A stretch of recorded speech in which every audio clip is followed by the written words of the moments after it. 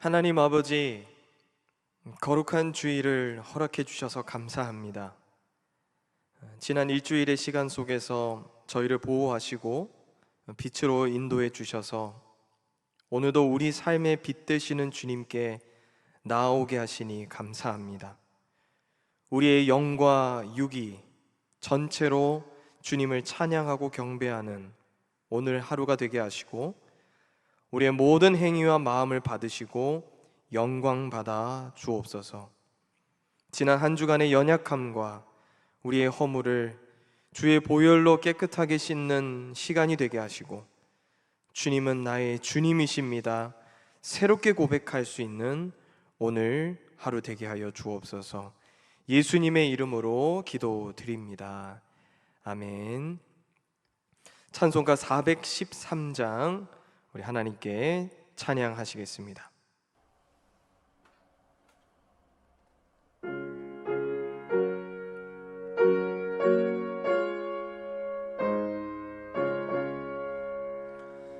내 평생에 가는 길 순탄하여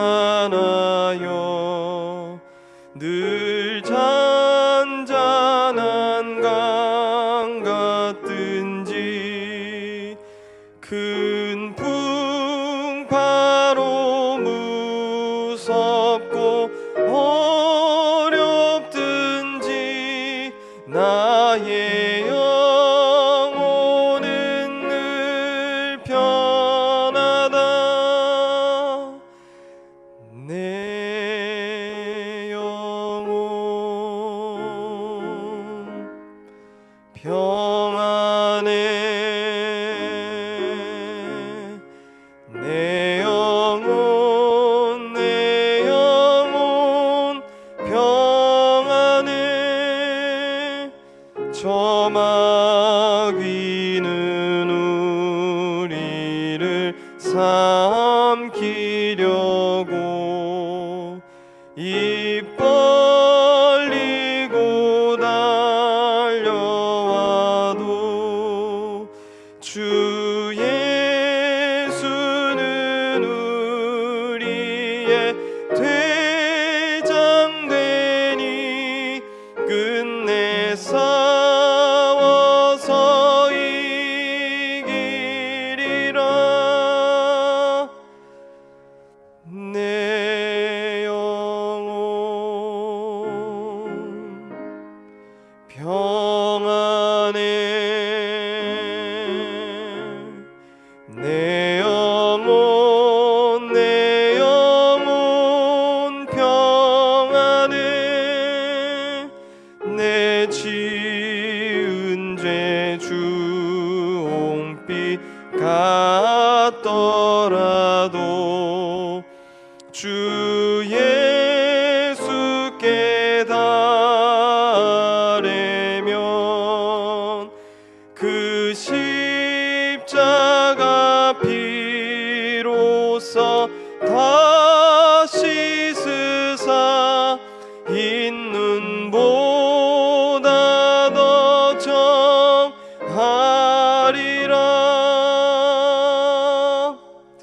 내 영혼 평안해.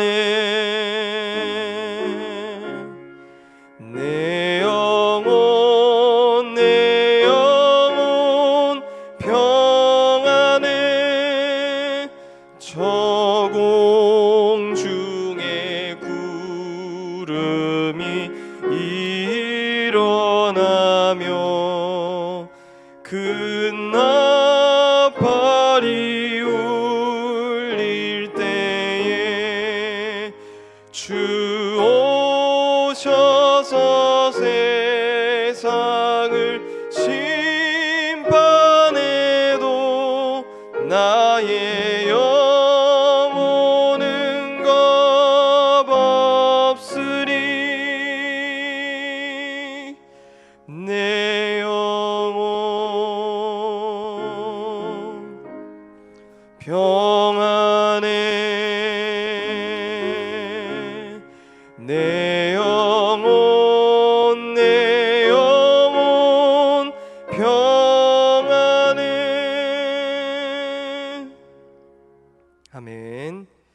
이 시간 하나님께서 우리에게 주시는 말씀입니다. 신약 성경 사도행전 27장 13절에서 26절까지의 말씀입니다. 생명의 삶 146, 147페이지에 있습니다. 제가 하나님의 말씀을 봉독하겠습니다. 남풍이 순하게 불매 그들이 뜻을 이룬 줄 알고 닻을 감아 그레데 해변을 끼고 항해하더니 얼마 안 되어 섬 가운데로부터 유라굴로라는 광풍이 크게 일어나니 배가 밀려 바람을 맞추어 갈 수 없어 가는 대로 두고 쫓겨가다가 가우다라는 작은 섬 아래로 지나 간신히 거루를 잡아 끌어올리고 줄을 가지고 선체를 둘러 감고 스르디스에 걸릴까 두려워하여 연장을 내리고 그냥 쫓겨가더니 우리가 풍랑으로 심히 애쓰다가 이튿날 사공들이 짐을 바다에 풀어버리고 사흘째 되는 날에 배의 기구를 그들의 손으로 내버리니라. 여러 날 동안 해도 별도 보이지 아니하고 큰 풍랑이 그대로 있음에 구원의 여망마저 없어졌더라. 여러 사람이 오래 먹지 못하였음에 바울이 가운데 서서 말하되 여러분이여 내 말을 듣고 그레데에서 떠나지 아니하여 이 타격과 손상을 면하였더라면 좋을 뻔하였느니라. 내가 너희를 권하노니 이제는 안심하라. 너희 중 아무도 생명에는 아무런 손상이 없겠고 오직 배뿐이리라. 내가 속한 바 곧 내가 섬기는 하나님의 사자가 어젯밤에 내 곁에 서서 말하되 바울아 두려워하지 말라. 내가 가이사 앞에 서야 하겠고 또 하나님께서 너와 함께 항해하는 자를 다 내게 주셨다 하였으니 그러므로 여러분이여 안심하라. 나는 내게 말씀하신 그대로 되리라고 하나님을 믿노라. 그런즉 우리가 반드시 한 섬에 걸리리라 하더라. 이 말씀은 살아계신 하나님의 말씀입니다. 이제 바울이 로마를 향해 출발합니다. 여러 항구를 거쳐서 지금의 이탈리아죠. 이탈리아까지 가야 하는 멀고 험한 물길을 이 바울이 가게 됩니다. 여러분, 당시의 지중해에는 겨울 동안 겨울 시즌이 되면 아주 매서운 폭풍이 불어 닥치기가 일쑤였는데 그래서 이 폭풍 때문에라도 겨울 시즌에는 배들이 항해를 자제해 왔다고 합니다. 바울은 지금까지 지중해를 여러 번 이렇게 다녀보면서 그 지역의 어떤 기상 상황에 대해서 매우 잘 알고 있었기 때문에 오히려 움직이지 말고 우리가 위험을 감수하지 말고 오늘 본문은 아니지만 10절 말씀을 보면 움직이지 말고 우리가 그냥 거기서 겨울을 나자고 이 바울이 제안을 합니다. 하지만 백부장은 겨울을 나기에는 그곳이 굉장히 불편했기 때문에 억지로 그레데 섬 서쪽에 있는 베닉스라는 지역까지 우리가 가보자고 고집을 하게 되는 것이죠. 그러니까 바울은 어거지로 항해길에 오르게 되는 것입니다. 선장도 그랬고 또 선주도 같은 의견이었기 때문에 이 배는 출항을 하게 됩니다. 그런데 이제 기상 상황에 대해서는 또 만약이라는 상황이 있을 수 있기 때문에 그 만약의 상황을 대비해서 이 배는 섬 해안을 바짝 붙어서 이제 가게 되는 것이죠. 그레데 섬 해안에 바짝 붙어서 조심스럽게 베닉스로 이제 가게 됩니다. 그러나 오늘 본문을 보니까 바울의 예상대로 얼마 되지 않아 큰 광풍을 만났다라고 얘기합니다. 14절 말씀을 제가 한번 더 읽겠습니다. 얼마 안 되어 섬 가운데로부터 유라굴로라는 광풍이 크게 일어나니. 성도 여러분, 우리가 육지에서도 만나는 폭풍 얼마나 강력한가요? 그러나 바다에서 만나는 폭풍은 더 잔혹합니다. 버틸 수 있는 지면도 없고요. 바람이 이리저리로 불 때마다 이 배는 한없이 끌려가게 되고 꺾여가게 되는 것이죠. 당시에 이 바울이 타고 있던 배에는 276명의 사람들, 그러니까 많은 인원이 들어갈 만큼 큰 배였습니다. 그런데 이 배가 견디지 못할 만큼의 광풍이라고 하니 사실 얼마나 잔혹한 풍랑을 이들이 만났는지 모릅니다. 그래서 선원들이 조치를 취하죠. 먼저 제일 간단한 밧줄을 잡고 줄을 쓰면서 이 배가 흔들리는 것을 멈춰보려고 애를 씁니다. 여러분, 당시에는 아프리카 지역 쪽에 이제 바다 한가운데 형성되어 있는 모래 수렁이 있었다고 합니다. 그것을 오늘 성경은 스르디스라고 불렀는데요. 그러니까 배가 폭풍에 이리저리 휘몰아치는 것을 막는 것도 중요한데, 아무렇게나 배가 움직여서 모래수렁 같은 곳에 이 배가 빠지게 되면 더 큰 공경에 처하기 때문에 선원들은 애를 써서 이 배를 구하기 위해 몸부림을 쳤던 것입니다. 그래도 해결되지 않자 18절에 보니까 이들이 가지고 있던 짐을 바다에 포기해 버렸고요. 또 19절을 보니까 배에 있는 모든 장비들까지도 다 바다 밖으로 내던져 버립니다. 여러분, 아무것도 공급받을 수 없는 망망한 바다 한가운데에서 음식도 식량도 자신들을 보호해 줄 수 있는 모든 기구와 장비들까지도 다 잃어버렸다고 한다면 사실 죽는 것은 시간 문제였을 것입니다. 그래서 성경은 오늘 20절에서 이렇게 고백합니다. 큰 풍랑이 그대로 있음에 구원의 여망마저 없어졌더라. 영어 성경을 보니까 all hope, 그러니까 모든 기대할 수 있는 소망이 다 사라졌다고 말하는 것이죠. 꼭 바다에 나가지 않아도 이런 광풍을 만나는 것 같은 유라굴로의 사건은 우리의 인생에서도 펼쳐집니다. 처음에는 이 광풍을 이길 수 있을 것처럼 기세등등하게 폭풍에 맞섭니다. 그러나 어느 순간부터 표류하기 시작하고 내가 가지고 있는 짐도 장비도 음식도 포기해버립니다. 이제는 그저 목숨만 붙어 있는 상태로 아무 땅에라도 닿기만 해라, 이런 심정으로 맞이하는 우리의 인생의 순간들이 있는 것이죠. 기술이 더 이상 먹히지 않고 내가 가지고 있는 지식이 아무런 힘을 발휘하지 못하고 어떠한 인맥을 동원할 수도 없고 내가 가지고 있는 돈을 주고도 무언가를 구할 수 없을 때, 이럴 때가 의외로 우리의 인생에는 많이 있는 것입니다. 이런 우리의 인생 속에서 우리는 어떻게 해야 할까요? 성경은 이런 희망이 사라지는 때에 오히려 그리스도인들은 희망의 소리가 되라고 말씀하고 있습니다.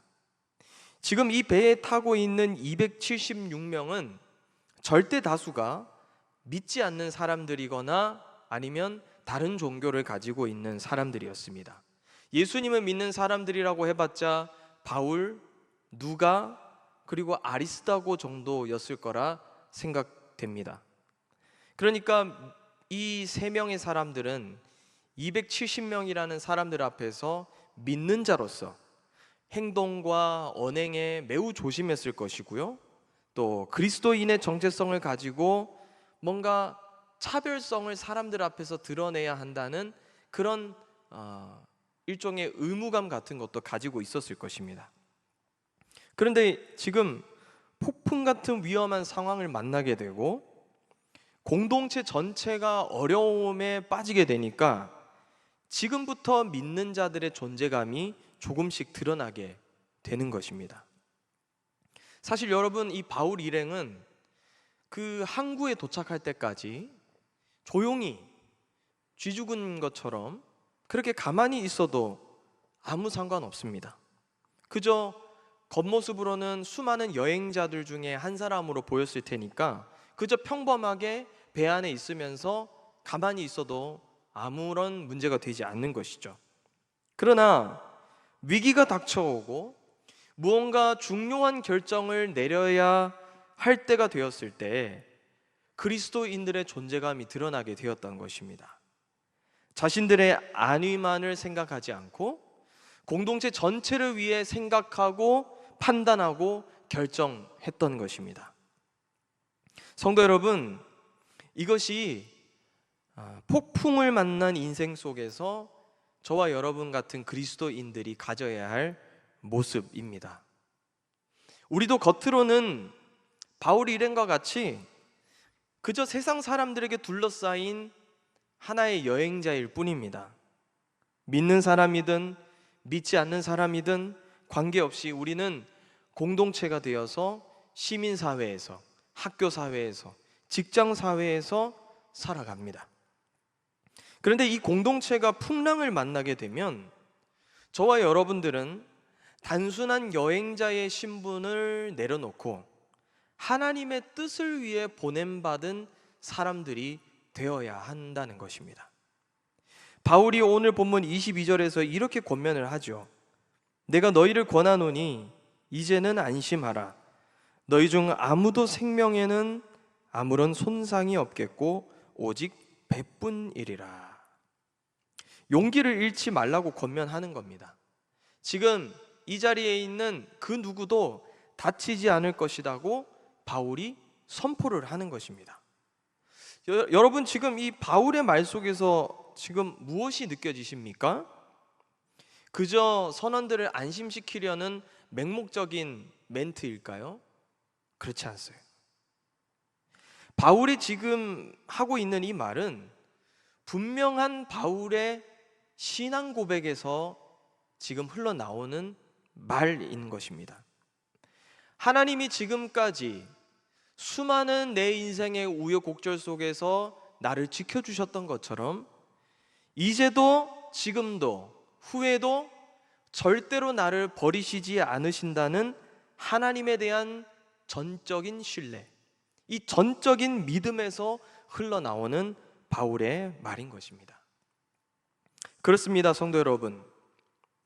풍랑을 만났을 때, 또 위기에 처했을 때, 공동체 전체가 죽게 되었을 때, 내 상식과 경험을 벗어나는 일들을 내가 만났을 때 우리는 신뢰할 수 있는 무언가를 찾아 나섭니다.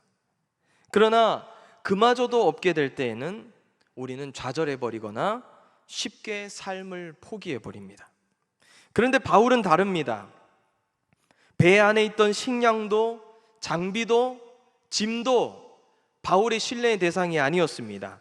처음부터 끝까지 배를 타는 순간부터 항구에 도착하는 그 순간까지 바울은 하나님을 가장 우선에 두었던 사람이었던 것입니다. 어떻게 이런 일들이 가능할까? 바로 하나님은 절대로 나를 버리시지 않으신다라고 하는 이 하나님에 대한 전적인 신뢰를 바탕으로 이 고백과 이 일들이 가능해지게 된 것이죠. 사랑하는 성도 여러분,